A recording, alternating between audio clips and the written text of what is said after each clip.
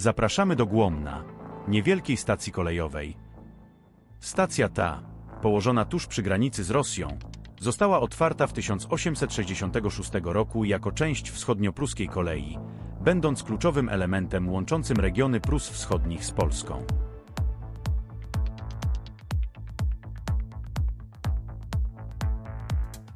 Przed nami dawny dworzec PKP Głomno, świadek minionych czasów, który dzisiaj jest jedynie cieniem swojej dawnej świetności.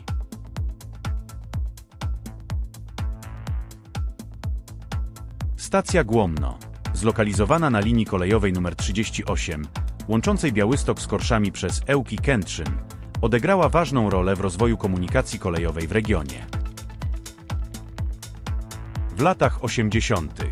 stacja była modernizowana w związku z intensywnym ruchem towarowym do Związku Radzieckiego. Wymieniono semafory kształtowe na świetlne, a w Bartoszycach wybudowano nową nastawnię.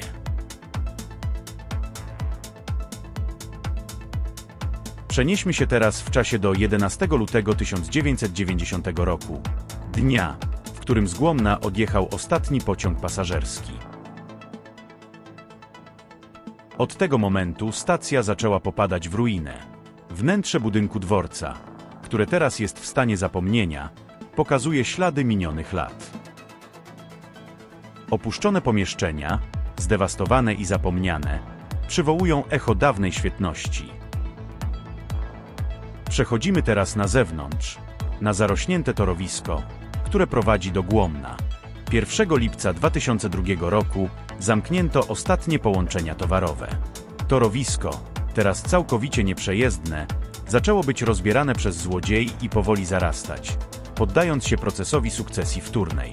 Stacja Głomno była także punktem granicznym na przejściu kolejowym z Rosją, znanym jako Głomno-Bagrationowsk.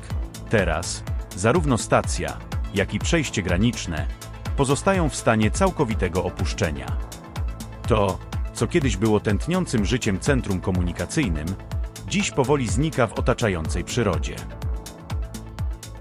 Dziś Głomno to tylko ciche, opuszczone miejsce, w którym natura stopniowo odzyskuje teren, a budynek dworca staje się jedynie cieniem swojej dawnej świetności. Zarośnięte torowiska, zniszczona infrastruktura. Wszystko to przypomina o upływie czasu i przemijaniu, zarówno dla ludzi, jak i dla miejsc.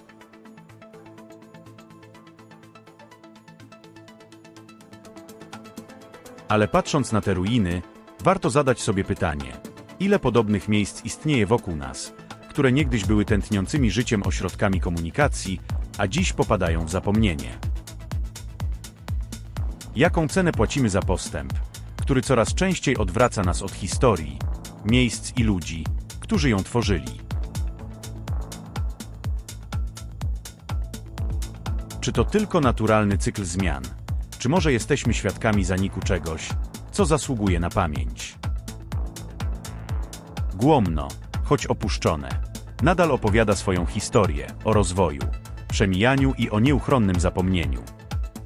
A może to my, widząc takie miejsca, powinniśmy pamiętać i zrozumieć, że w tej ciszy kryje się coś więcej niż ruina. Może to ostatnia okazja, by ocalić od zapomnienia te świadectwa przeszłości, zanim zupełnie znikną w objęciach natury.